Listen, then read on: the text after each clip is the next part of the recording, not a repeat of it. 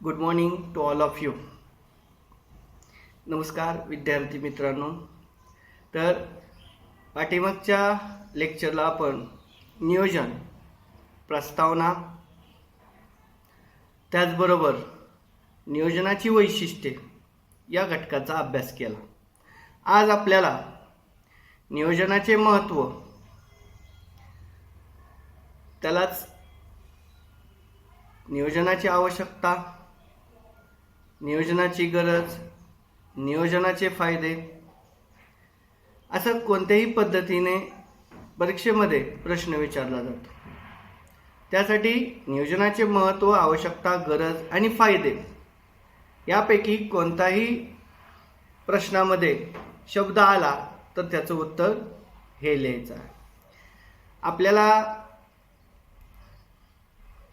अभ्यासाला नियोजनाचे महत्त्व आहे. आता नियोजनाचे महत्त्व व्यवस्थापनाच्या दृष्टीने काय आहे ते आपल्याला पाहायचं आहे. सगळ्यात पहिल्यांदा नियोजनाचं महत्त्व जर पाहायचं असेल तर अनिश्चिततेवर मात. तर नियोजनामुळे आपण कोणत्याही अनिश्चित परिस्थितीवर मात करू शकतो. बघा, व्यवसायाची परिस्थिती ही अनिश्चित आहे. व्यवसायामध्ये तेजी, मंदी, पुनरावस्था अशा प्रकारची चक्रे येत असतात आणि ह्या चक्रांमध्ये जर आपल्या व्यवसायाला स्थिर गती प्राप्त करायची असेल किंवा आपल्या व्यवसायाला स्थिरता आणायची असेल तर नियोजनाशिवाय पर्याय नाही. कोणत्याही संकटावर किंवा कोणत्याही अनिश्चित परिस्थितीवर नियोजनामुळे आपण मात करू शकतो. तर भविष्याचा विचार करून व भविष्यात घडू इच्छिणाऱ्या असंभाव्य बदलाचा विचार करून त्यात योग्य तो प्रतिसाद क्षमता हे देखील महत्त्वाचे आहे. त्यासाठी अशा बदलाचा व संभाव्य परिणामाचा योग्य अंदाज घेता आला पाहिजे. समुद्र प्रवासाला जाणारा नावाडी केवळ आपलं जाण्याचं बंदर आणि तेथे जाण्याचा मार्ग निश्चित करून थांबत नाही, तर समुद्रात कधी कधी धोके निर्माण होतील याचा अंदाज सुद्धा तो आवश्यकतेनुसार लावत असतो.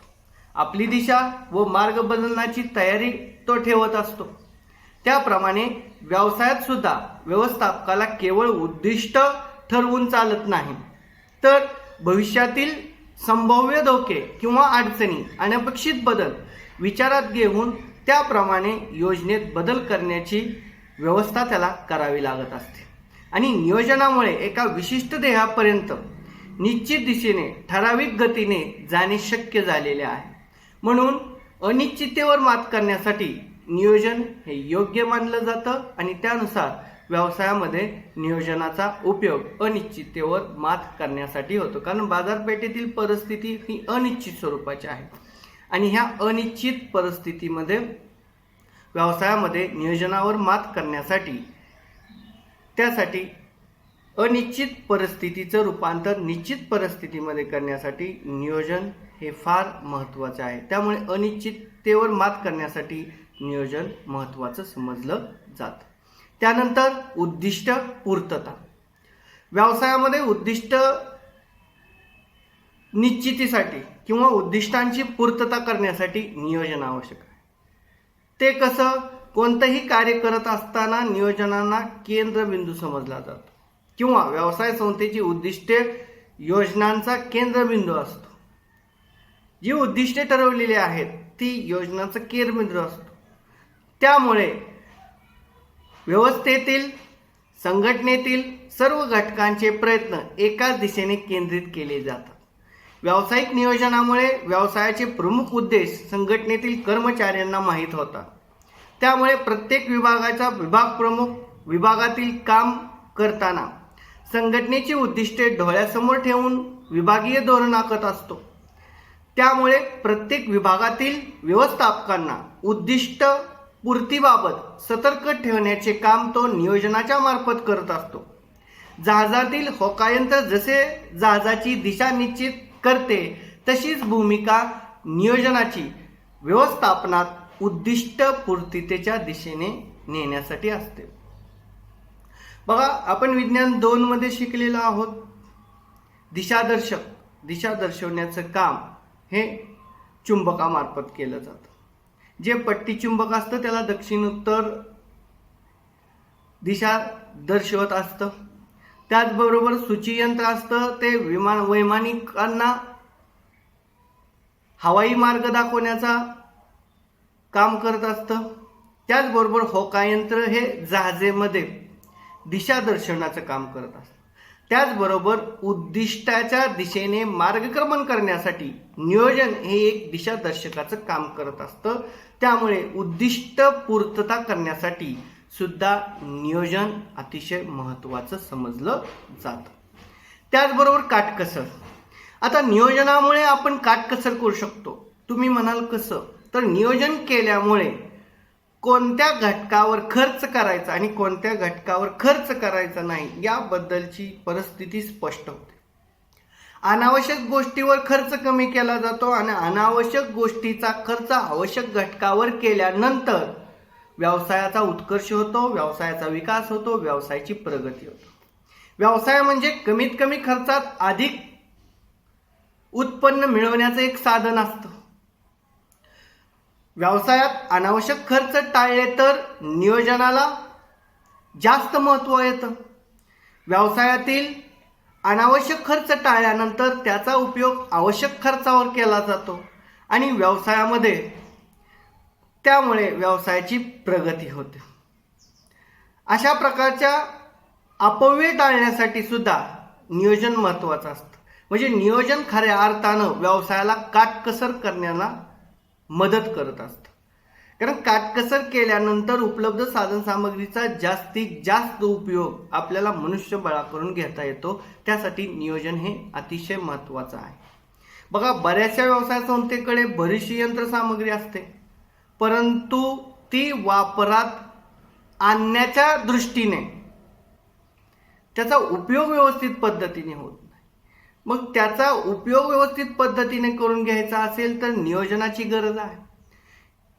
जास्तीत जास्त साधनसामग्रीचा उपयोग करून जास्तीत जास्त उत्पन्न मिळवता येतं आणि हे केवळ कशामुळे शक्य होतं? काटकसरीमुळे शक्य होतं. जर व्यवसायामध्ये तुम्ही जास्तीत जास्त काटकसर करत असाल तर त्यामुळे व्यवसायाची प्रगती होते, खर्चावर नियंत्रण ठेवता येतं, अनावश्यक खर्चावर नियंत्रण ठेवता येतं. त्याचा उपयोग आवश्यक खर्चावर केल्यानंतर व्यवसायाची प्रगती वाढते, व्यवसायाच्या नफ्यामध्ये वाढ होते, शिस्तबद्ध वातावरण निर्माण होतं, सुव्यवस्थित पद्धतीने हेतुपूर्वक सर्व कार्य पूर्ण होतं आणि त्यामुळे व्यवसायामध्ये काटकसर ही नियोजनामुळे शक्य होत असते. त्यानंतर नियोजनाचं पुढचं महत्त्व ते म्हणजे नियंत्रणात सुलभता. नियोजन केल्यामुळं नियंत्रण करणे एकदम सोपं होत जातं. कारण सर्व प्रकारचे कामाचे श्रमाची विभागणी केलेली असते. कोणी कोणतं काम केव्हा कोठे कधी करावयाचे याचा आराखडा ठरलेला असतो. त्यामुळं नियंत्रण जास्त करायची काही गरज भासत नाही. कारण प्रत्येकाला आपापल्या कामाची पद्धत माहीत असते. प्रत्येकाला कोणतं कार्य कधी कसं करायचं आहे याबद्दलची पूर्वकल्पना असते. त्यामुळे नियंत्रणाचा जास्त संबंध येत नाही. नियंत्रणाचा संबंध नसल्यामुळे प्रत्येक कर्मचारी आपल्या आपल्या कामामध्ये मग्न असतात. प्रत्येक कर्मचारी आपापल्या पद्धतीने कार्य करत असतात. त्यामुळे जास्त कर्मचाऱ्यांवर नियंत्रण ठेवण्याची गरज भासत नाही आणि नियोजनामुळे सर्व कार्य वेळेत पूर्ण होतात आणि त्याचबरोबर सुलभ पद्धतीने नियंत्रण कर्मचाऱ्यांवर पार पाडता येतं. त्यासाठी व्यवसायामध्ये नियोजन हे महत्त्वाचं आहे. नियोजन केल्यामुळं नियंत्रितपणे सुलभपणे नियंत्रण करता येतं आणि नियंत्रण ज्या व्यवसायामध्ये नियंत्रण आहे तो व्यवसाय चांगल्या पद्धतीने चालू शकतो. ज्या व्यवसायावर नियंत्रण नाही तो व्यवसाय चांगल्या पद्धतीने चालू शकत नाही. मग नियंत्रण चांगल्या पद्धतीने होण्यासाठी नियोजनाची आवश्यकता आहे, गरज आहे आणि नियोजनाला महत्त्व आहे. त्यानंतर दिशादर्शकता. नियोजन हे दिशा दाखवण्याचं काम करतं. तुम्हाला ह्याच्या अगोदरच मी सांगितलेलं आहे. कारण ज्या पद्धतीने नावाड्याला दिशा दाखवण्याचं काम होकायंत्र करतं त्याच पद्धतीने व्यवस्थापकाला दिशा दाखवण्याचं काम नियोजन करत असतं. नियोजनामुळे संघटनेच्या कार्याला उद्दिष्टपूर्तीसाठी आवश्यक असणारी दिशा देता येते. इंग्रजीमध्ये नेहमी असे म्हटले जाते, unless you know where you are going, any road will not get you there. जोपर्यंत तुम्ही कुठे जाणार आहे हे ठरवत नाही, तोपर्यंत कोणताही रस्ता तुम्हाला तिथपर्यंत नेऊ शकणार नाही. पण एकदा उद्दिष्ट ठरवले की ते कोणत्या मार्गाने गाठावयाचे हे ठरवता येते. नियोजनामुळे आपल्याला केवळ उद्दिष्टेच नव्हे तर उद्दिष्टे पूर्ततेसाठी आवश्यक मार्गही ठरवता येतो. त्यामुळे संघटनेला एक दिशा प्राप्त होऊ शकते आणि नियोजनामुळे संघटनेचे कार्य अधिक अर्थपूर्ण आणि परिणामकारक होऊ शकते.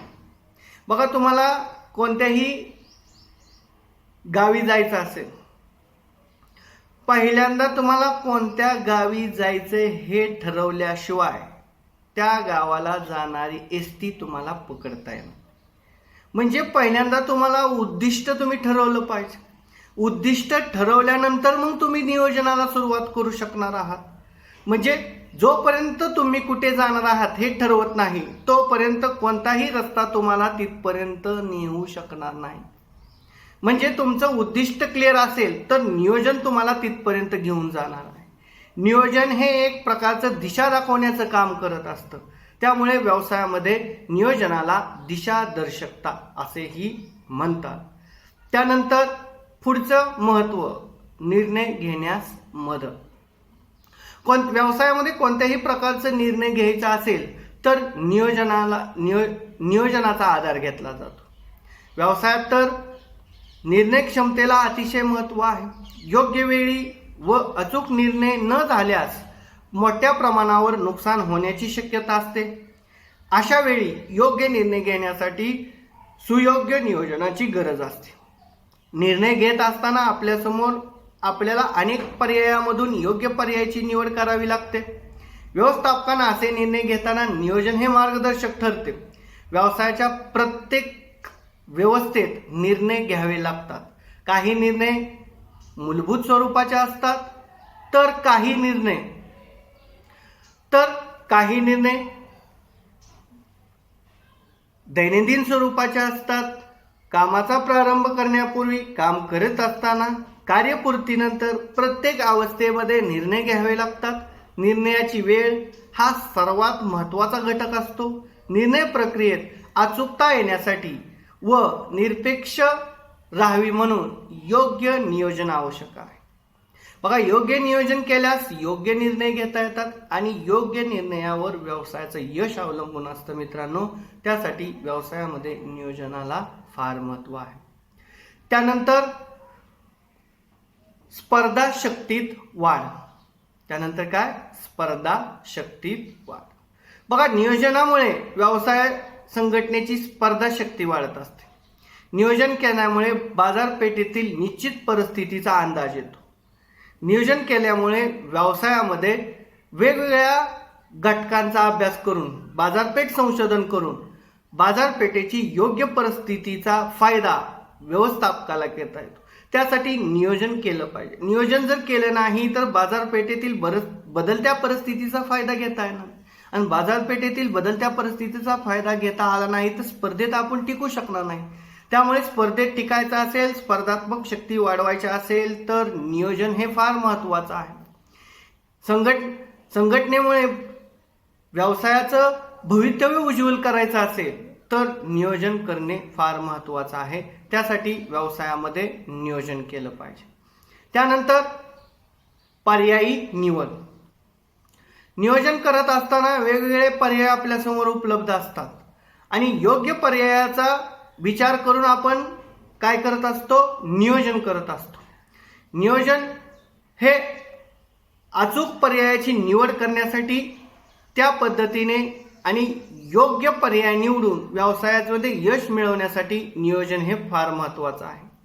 निवड करणे हे नियोजनाचे प्रमुख कार्य आहे आणि त्यानुसार योग्य तो निर्णय घेण्यासाठी नियोजनाची आवश्यकता असते. मग योग्य पर्याय निवडत असताना चांगला पर्याय कोणता, वाईट पर्याय कोणता याचं मूल्यमापन करण्यासाठी नियोजन आवश्यक असतं मित्रांनो. त्यासाठी योग्य पर्यायाची निवड हे सुद्धा महत्त्व आपल्याला सांगता येईल.